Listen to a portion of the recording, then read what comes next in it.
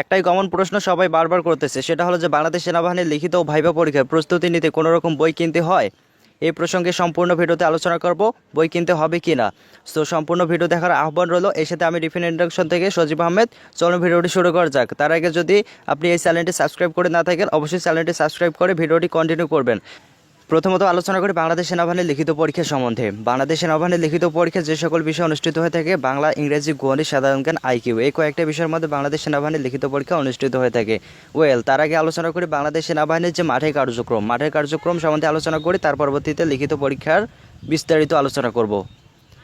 আপনি হয়তোবা ইতিমধ্যে অবগত আছেন, বাংলাদেশ সেনাবাহিনী মাঠে কার্যক্রমের মধ্যে হলো যে প্রাথমিক মেডিকেল, শারীরিক সক্ষমতা, চূড়ান্ত মেডিকেল, এগুলো সবার আগে হয়ে থাকে। তার পরবর্তীতে লিখিত পরীক্ষা, ভাইভা পরীক্ষা, এগুলো সর্বশেষে হয়ে থাকে।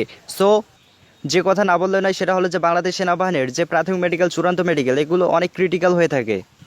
বাংলাদেশ সেনাবাহিনীর লিখিত পরীক্ষা ও ভাইভা পরীক্ষা যতটা সহজ, তার থেকে অনেক কঠিন প্রাথমিক মেডিকেল, চূড়ান্ত মেডিকেল।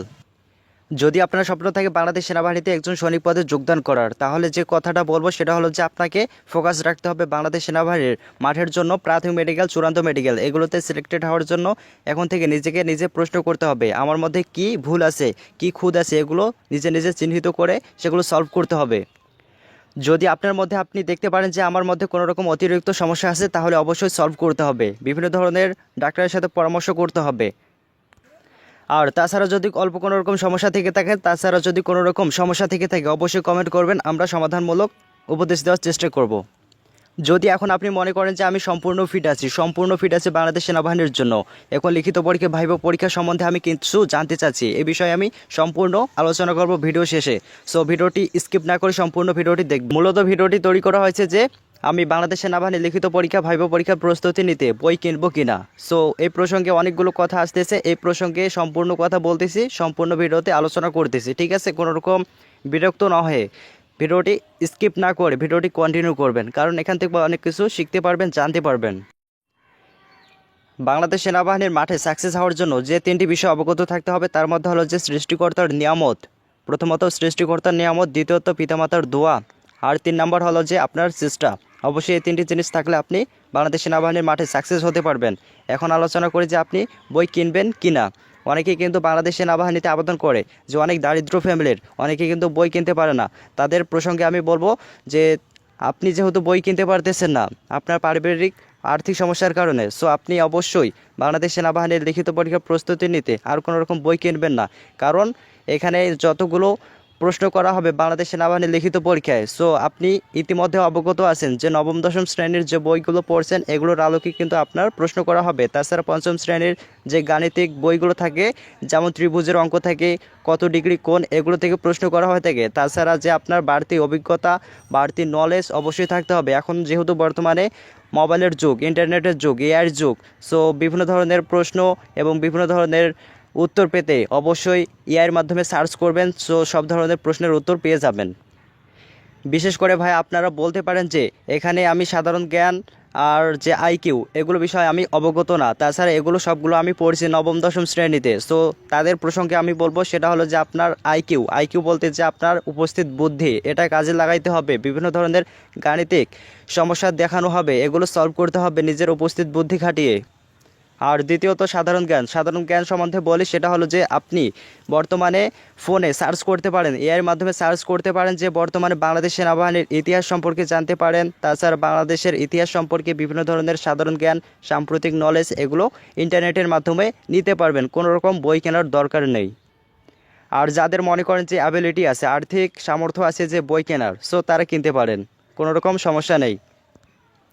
যাই হোক, আমি এখানে কোনো রকম বই সাজেস্ট করতেছি না, কারণ যে বাংলাদেশ সেনাবাহিনীর লিখিত পরীক্ষা অনেকটা সহজ হয়ে থাকে, অনেকটাই সহজ হয়, যেটা আপনি ভাবতে পারবেন না যে কীরকম সহজ হবে ভাইভা পরীক্ষা আর লিখিত পরীক্ষা, এটা আপনি কল্পনা করতে পারবেন না।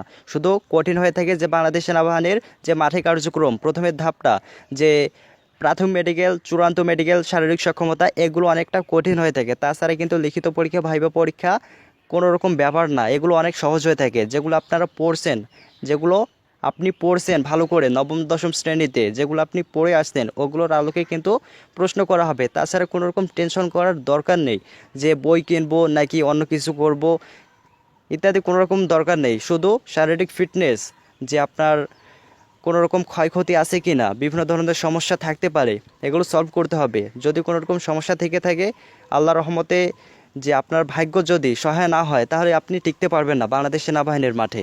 সো কোনো রকম ক্রিটিক্যাল সমস্যা থাকলে সেগুলো সলভ করবেন, আর অযথা কোনো রকম ইনভেস্ট করবেন না, ঠিক আছে? সো ফাইনালি আমি আবারও রিপিট করতেছি, যাদের আর্থিক সামর্থ্য নেই যে বই কেনার, তাদের কোনো রকম বই কেনার দরকার নেই। আর যাদের আর্থিক সামর্থ্য আছে, যারা বেশি বোঝে, তারা বই কিনতে পারে, কোনো রকম সমস্যা হবে না। যদি আপনি মনে করেন যে বাংলাদেশ সেনাবাহিনীর সৈনিক পদে মাঠে আপনি সম্পূর্ণ ইভেন্টে জয়েন হয়েছেন এবং টিকসেন সিলেক্টেড হয়েছেন, প্রাথমিক মেডিকেল, শারীরিক সক্ষমতা, চূড়ান্ত মেডিকেল, এগুলোতে যদি আপনি সিলেক্টেড হয়ে যান, তাহলে আমি বলবো 95% আপনি ওকে, আপনার চাকরির জন্য আপনি ওকে আছেন। তাছাড়া যে 5% এখানে যে লিখিত পরীক্ষা, ভাইভা পরীক্ষা, এগুলোতে আপনাকে অবশ্যই মাস্ট বি এখানে কি করতে হবে, অবশ্যই আপনার পার্সোনালিটি শো করতে হবে, আত্মবিশ্বাসের সাথে যে লিখিত পরীক্ষা, ভাইভা পরীক্ষা, এগুলোতে উপস্থাপন করতে হবে নিজেকে। অবশ্যই মনে রাখতে হবে যে ভাইভাতে যেভাবে উপস্থাপন করবেন, অবশ্যই ডিসিপ্লিন, শৃঙ্খলার সহিত বাংলাদেশ সেনাবাহিনীর যে ভাইভা পরীক্ষা হয়ে থাকে, এটাতে উপস্থাপন করতে হবে নিজেকে। আর কোনো রকম বাড়তি যে নিজের চারিত্রিক আচার আচরণ, এগুলোর বহিঃপ্রকাশ করবেন না, যেগুলো খারাপ দিক, ঠিক আছে? অবশেষে আপনাকে আরেকটা টিপস দেই, সেটা হলো যে বাংলাদেশ সেনাবাহিনীর লিখিত পরীক্ষার জন্য আপনি ক্লিপবোর্ড, কলম ইত্যাদি সরঞ্জাম নিয়ে যাইতে পারেন, কোনো রকম প্রবলেম হবে না। আশা করি ভিডিওটির মাধ্যমে অনেক কিছু জানতে পারছেন, বুঝতে পারছেন। যদি কোনো রকম বুঝতে প্রবলেম হয়ে থাকে, অবশ্যই কমেন্ট করবেন, কমেন্টের রেসপন্স করা হবে আপনাকে। অবশ্যই কমেন্ট করবেন বেশি বেশি করে, যেন কোনো রকম সমস্যা থাকে, অবশ্যই কমেন্ট করবেন। আর ভিডিওটি দেখার জন্য আমি আন্তরিকভাবে আপনাকে ধন্যবাদ জানাই। আর এই সাথে আমি সজীব আহমেদ ডিফেন্স ইন্টারাকশন থেকে